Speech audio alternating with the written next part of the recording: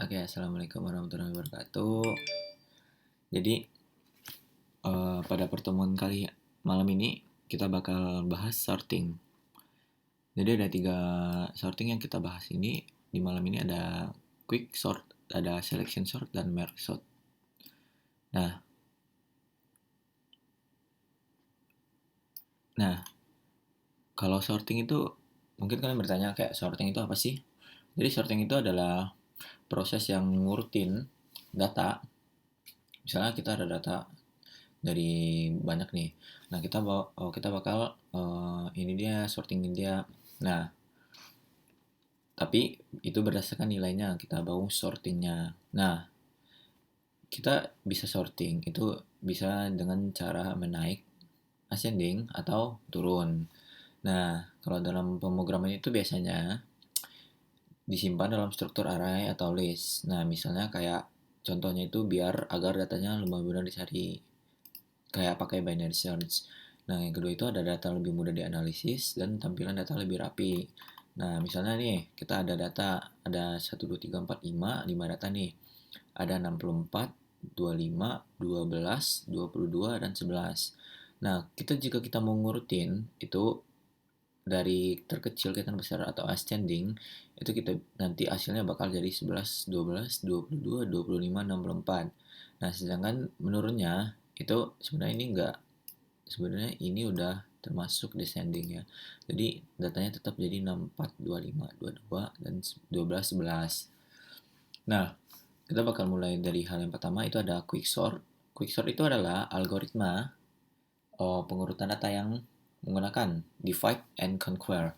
Itu kita bakal memilih dari data itu elemen pivotnya atau utama yang tengah-tengahnya untuk membagi array menjadi sebagian yang lebih kecil. Nah, data yang lebih kecil ini dari pivot yang dipindah ke kiri, nah itu tuh lebih besar ke kanan secara rekursif. Nah, gimana sih cara kerja quicksort itu? Jadi kita bakal pilih salah satu elemen, bisa elemen pertama, terakhir, atau tengah. Nah, itu bakalan diatur ulang elemen sehingga elemen yang nilainya itu lebih besar, lebih kecil daripada pivotnya. Nah, jika dipindahkan ke sebelah kiri pivot, elemen yang nilainya itu lebih besar daripada pivotnya itu sendiri. Kalau ya itu bakal dipindahin ke sebelah kanan. Nah, jika udah, nah kita langkah 1 dan 2 itu rekursif pada subarray kiri elemen kecil itu dan subarray kanan elemen besar secara independen. Nah, ini ada contoh gambarnya. Kita ada data nih 4, 3, 1, 2, 5, 9, 7, 10, 6.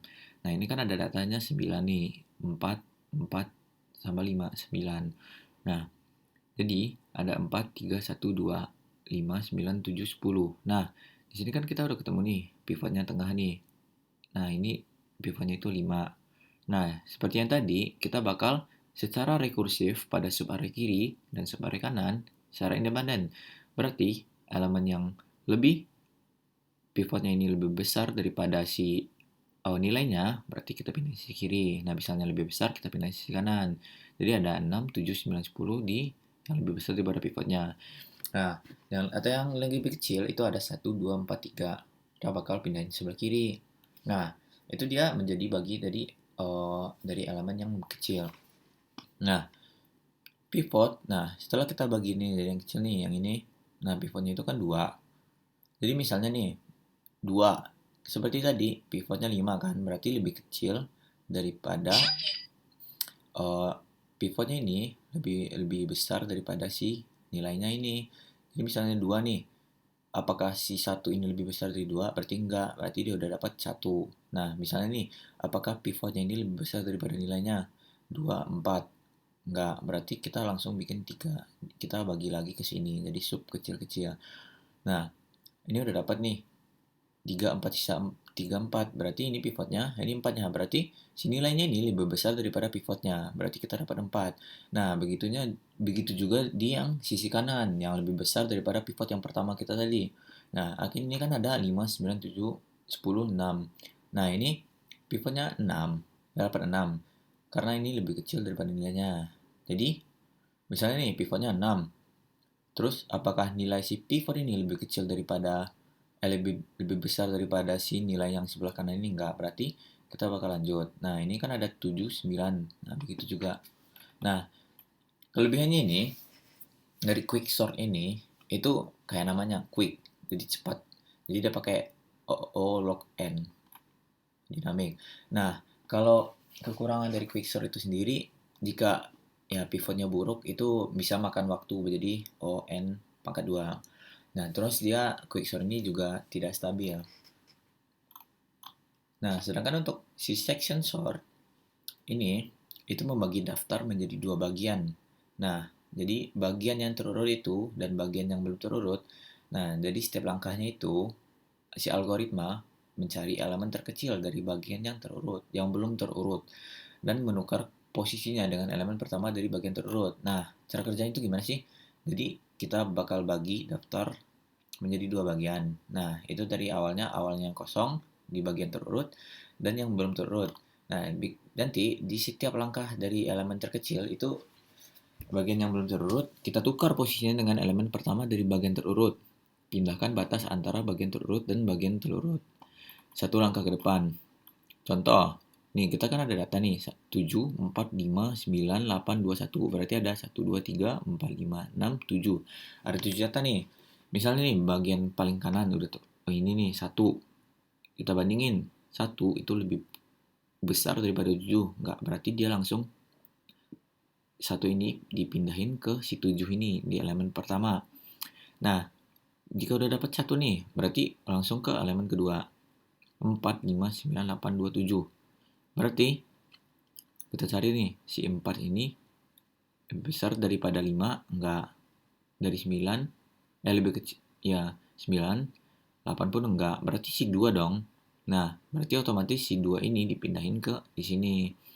Ke elemen keduanya, nilai keduanya. Nah, jika udah 1, 2, 5, 9, 8, 4. Nah, bayangin misalnya 5 ini 5 apakah lebih besar daripada 9? Enggak. Dari 8? Enggak. Dari 4? Ya. Berarti dia otomatis pindahin ke sini. Begitu juga seterusnya. 5, 4. Ini kan udah dipindah. Jadi ini sini. Sini. Jadi 1, 2, 4, 5, 8, 9, 7. Nah, untuk kelebihan dari section sort ini, itu algoritmanya sederhana dan itu gampang banget dipahami. Nah, ini juga gampang diimplementasikan. Tidak butuh banyak memori tambahan dan cocok juga untuk data dengan jumlah elemen kecil. Nah, untuk kekurangannya sendiri itu kompleksitas waktu yang buruk, yaitu ya dia pakai O n kuadrat n pangkat 2. Nah, dan juga ini nggak efisien karena kalau misalnya datanya banyak itu bakal memakan waktu lama banget karena dia ngurutin satu-satu. Nah, ini jika kalau kita kayak melakukan perbandingan meskipun datanya hampir turut, jumlah pertukaran elemennya bisa jadi cukup banyak.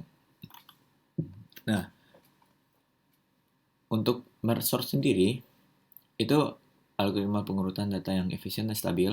Itu kayak menggunakan sama kayak si quick sort tadi, dia pakai prinsip divide and conquer. Nah, ini algoritma ini akan bagi data jadi dua secara rekursif ya. Jadi elemen tunggal itu gabungin kembali. Jadi habis kita merge itu ke dalam urutan yang benar. Nah, untuk cara kerjanya itu sendiri gimana sih si merge sort ini? Itu kita bakal bagi array menjadi dua sub array secara rekursif menggunakan nilai tengah, hingga setiap sub array memiliki tepat satu elemen. Nah, dua sub array ini yang sudah terurut dibandingkan elemen demi elemen, mulai itu dari indeks pertama, paling ujung kiri. Berarti kita bakal elemen ini bakal ngambil nilai si terkecil, lalu dimasukkan ke dalam array yang hasil atau temporer. Nah, pointer pada subarray itu yang elemennya diambil akan bergeser ke kanan. Nah, jika prosesnya mergingnya berlanjut ke atas hingga seluruh subarray itu menyatu kembali menjadi satu array untuk utuh yang terurut. Di sini mungkin ada contoh dari merge sorting itu sendiri. Jadi, seperti yang tadi, itu merge sorting itu adalah daftar angka yang dipecah terus jadi bagian kecil. Lalu digabungkan lagi yang sambil diurutkan. Nah, misalnya nih, datanya kita kan ada 12, 8, 9, 3, 11, 5, sama 4. Nah, dibagi dua, kita bagi dua terus tuh. Jadi, di kiri itu kan ada 12, 8, sama 9. Di kanan ada 3, 11, 5, 4. Nah, terus itu setiap masing-masing dari kiri dan kanan itu dibagi lagi jadi elemen tunggal. Dapat 12, 8, 9, 3, 11, 5, 4. Nah, kita bakal gabungin lagi sambil ngurutin. Nah, bagian hijau ini, bagian hijau ini kan itu menunjukkan hasil pembagian kita. Hasil penggabungan kita. 8 ditambah 12, jadi 8, 12. Nah, 3 tambah 9, 3, 9. Nah, lalu 8, 12, 3, 9, jadi kita urutin. Sambil kita urutin nih, jadi 8, 12, 3, 9, kita urutin jadi 3, 8, 9, 12. Jadi udah terurut ya. Nah, kalau di sisi kanan itu 5, 11, tambah 4. Nah, 4 tetap 4. Jadi 4, 5, 11. Jadinya kayak gitu. Jadi nanti kita bakal gabungin akhir 3, 8, 9, 12 tambah 4, 5, 11. Jadi itu bakal diurutin jadi 3, 4, 5, 8, 9, 11, 12. Nah, jadi kenapa kita pakai dua warna itu, yang warna yang abu-abu itu kita bakal prosesnya waktu proses membaginya. Kalau hijau itu kita menggabungkan sambil kita urutin dari 12, 8, 9, 3, 11, 5, 4 tadi. Jadi metodenya itu ya sama kayak quicksort tadi yang bekerja dengan metode divide and conquer. Jadi divide itu adalah pecah data, conquer atau combine itu digabungkan.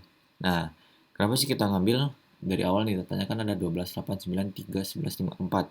Kenapa kita ngambil 8 sama 11? Nah, itu tuh sebenarnya yang kita pakai tuh bukan itu posisi tengah array, bukan nilai angkanya. Jadi misalnya nih, ada 12, 8, 9, 3, 11, 5, 4. Dibelah jadi 2. Jadi kirinya 12, 8, 9, kanannya 8, 11, 5, 4. Nah, jadi itu 8 dan 11 itu sebenarnya bukan gambar yang kelihatan kayak titik ngambilnya lah. Jadi mereka itu kayak sekitar tengah bloknya masing-masing. Jadi kan 8 itu ada di tengah blok kiri, 12, 8, 9.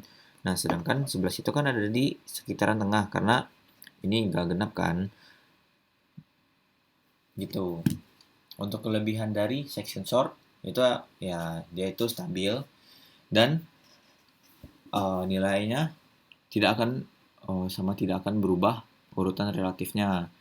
Nah, jadi waktu kompleksitasnya itu O dalam kurung n log n dalam semua skenario sort tadi.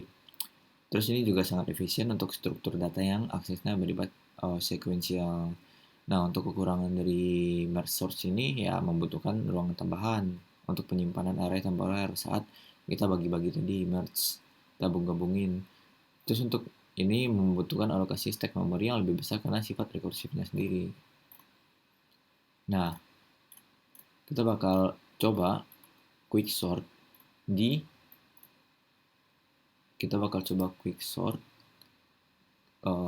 dalam pemrograman. Kita Pak, jadi ini ada kode buat si quicksort. Nah, seperti yang saya jelaskan tadi, quicksort itu kita bakal ambil pivot. Nah, itu jika angkanya itu lebih kecil dari pivot, maka itu dibagi dari kiri. Ya, seperti yang saya jelasin tadi. Nah, untuk fungsi swap itu sendiri yang ini, swap.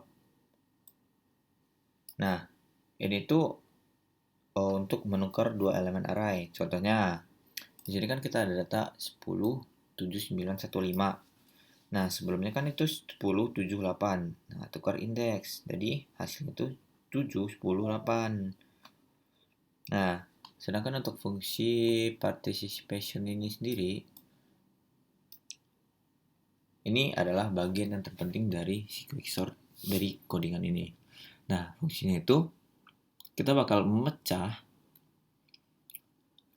jadi bagian kecil dari pivot kiri dan kanan itu, kiri dan kanan. Nah, pivot itu masuk ke posisi yang benar. Yang besar kan ada di kanan tadi. Nah, berarti si pivot sama dengan array height. Itu kita bakal ambil elemen terakhir sebagai pivot. Contoh, kita kan ada data nih tadi. 10, 7, 8, 1, 9, 5. Nah, ini tuh pivotnya kan 5. Nah, I sama dengan low kurang 1, berarti I itu penanda batas bagiannya I lah. Ini variabel, terus dikurang 1. Nah, kalau untuk loopingannya sendiri, itu J berjalan dari kiri ke kanan untuk memeriksa setiap elemen yang data array ini. Kecuali si pivotnya. Kalau arraynya 10, 7, 8, 9, 1, 5, maka J akan dicek. Jadi 10, 7, 8, 9, 1. Berarti pivot itu nggak di print karena dia si pivot. Nah, cara kerja di array ini itu pivotnya kan 5. Berarti I awalnya itu I kurang 1. Berarti kita cek satu, J sama dengan 0, array J sama dengan 10. Apakah 10 itu apakah 5 itu lebih besar daripada 10? Nah, jawabannya kan enggak. Berarti array tetap 10, 7, 8, 9, 1, 5. Nah, J sama dengan 1, J sama dengan 7. Apakah 5 itu lebih besar dari 7? Nah, J sama dengan 2, ya begitu seterusnya sampai array tetap 10, 7, 9. Nah, setelah loop selesai, kita bakal jalanin si swap ini. Berarti karena I-nya itu sama dengan 0, maka si Python tadi nge-swap array 15. Jadi arraynya itu jadi 1, 5, 8, 9, 10, 7. Jadi pivotnya itu 5, berarti lakukan posisi benar. Lalu si Python ini return jadi I tambah 1. Nah, sedangkan fungsi dari si quicksort ini fungsi utama untuk memanggil dirinya sendiri si quicksort. Jadi kalau bagian array masih punya label dari satu elemen, berarti kita bakal lanjut. Kita bakal panggil si partition untuk menaruh pivot di tempat yang benar. Urutkan bagian kiri pivot dan kanan. Nanti ini kan ada datanya nih, 10. Kita bakal coba run. Jadi hasilnya jadi 1, 5, 7, 8, 9, 10. Ringan dari section sort sendiri, kita bakal bikin function namanya selection sort. Nah, jadi itu kita bakal bikin fungsi dulu si section sort array. Nah, n sama dengan len array itu untuk mengambil jumlah dari elemen dalam array yang udah kita bikin di sini 64. Maka si n itu sama dengan 5. Jadi kalau kita bakal bikin looping for i in range n kurang 1. Loop utama ini untuk menentukan posisi yang mau diisi. Jadi looping yang pertama itu isi posisi yang 0, yang kedua itu 1, 2, dan 3, dan seterusnya. Means sama dengan underscore idx itu i adalah posisi paling kecil, misalnya kayak i0. Jadi minimum sementara adalah 64 dari si ininya. Nah, for j in range i tambah 1 n itu akan mengecek si indeks 1 sama dengan 25, indeks 2 itu 12, indeks 3 itu 22. Terus buat yang si if ini kalau ketemu nilai yang lebih kecil, update minimum posisinya. Misalkan 25, 64 itu lebih besar nggak dari 25? Jadi ya, berarti min index sama dengan 1. Jika kita bandingkan 25, itu lebih besar dari 12, ya berarti 2. Nah, itu seterusnya. Jadi kita bakal ketemu sama elemen terkecil ditemukan di indeks 4. Nah, untuk array i yang ini, berarti kita bakal nukal si posisi i itu dengan yang paling kecil yang ditemukan. Jadi tadi kan 4. Jadi sebelumnya kan 64, 25, 12, 22, 11. Jadi tukar 64 itu jadi 11. Jadi sesudahnya berarti 11, 25, 12, 22, dan 64. Nah, jadi hasil akhirnya bakalan jadi ini. Arenya itu 64, kan awalnya nih 64, 25, 12, 22, 11. Jadi ketika udah di sort, jadi 11, 12, 24, 64. Nah, ini kan baru selection nih. Jadi untuk merge sorts merge sort sendiri itu yang seperti saya jelasin tadi di modul, itu kan kita bagi array itu jadi kecil, terus kita gabung. Nah, jadi kita bikin dua fungsi, si merge sort sama merge, kebalik, ini merge sort sama ini si merge. Nah, untuk fungsi merge sort sendiri yang ini, itu kan tugasnya itu kayak bagi array menjadi dua, yang kayak tadi. Jadi sisanya itu dua bagian sampai tinggal satu elemen. Nah, untuk left itu indeks awal, right itu indeks akhir, mid itu titik tengah. Nah, jadi kita bakal bikin mid sama dengan left tambah right, terus dibagi sama dua. Jadi kita bakal cari posisi tengahnya. Nah, kalau kita bagian kiri itu Python merge sort array mid plus 1 right. Yang ini. Itu kita bakal gabungkan dua bagian dalam keadaan tertentu terurut. Nah, fungsi dari merge array left mid right yang ini itu untuk menggabungkan dua bagian array yang sudah terurut. Contoh, kayak kirinya itu kan 27 sama 38, kanannya 10, 43. Nanti kalau kita gabung menjadi 10, 27, 38, 43. Nah, kalau bagian merge sendiri, kita bakal bikin N1, N2, itu jumlah elemen bagian kiri, dan N2 itu kanan. Nah, buat array sementaranya itu, L sama dengan 0 itu dikali N1, R right, L ini left, ini right. 0, ini buat elemen sementara aja, terus kita kali dengan N2, yang ini. Nah, untuk loopingnya sendiri,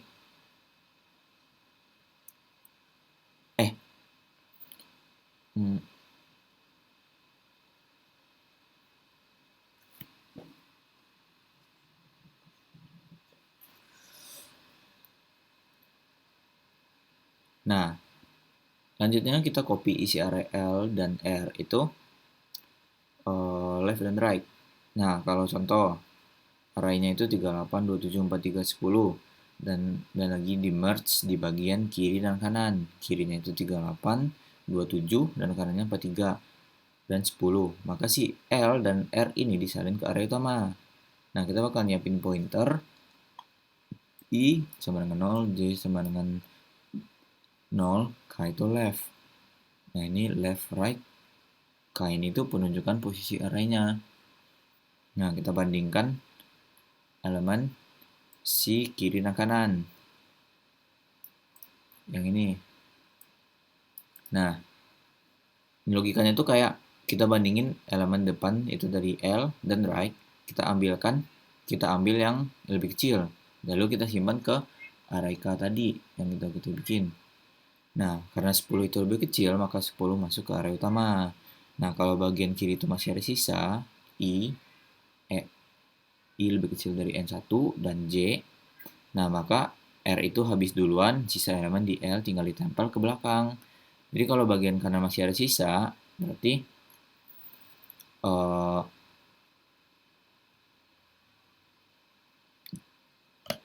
L di kiri bakal ditempel di belakang lagi. Nah, area awalnya kan 38, 27, 43, 10.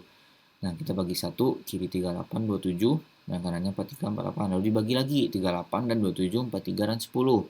Karena satu elemen itu dianggap sudah terurut, mulai digabungkan. Nah, kalau merge kiri itu 38 dan 27, kita bandingkan 38, 27. Berarti kita ambil 27, karena lebih kecil.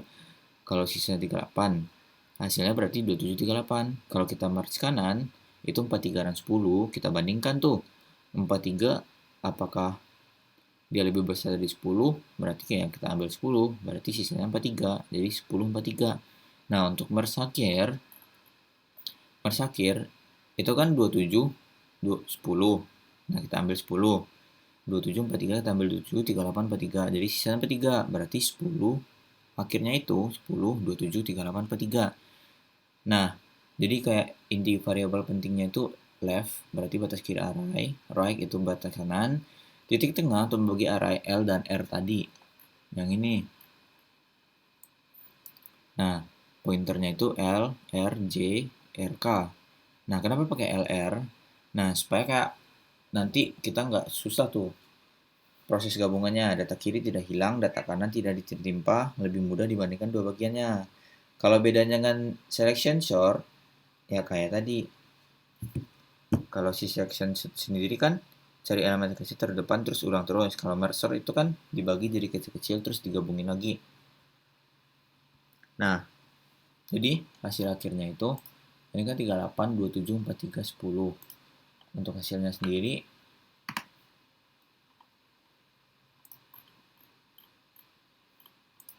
belum di save. Untuk hasil akhirnya sendiri 10, 27, 43.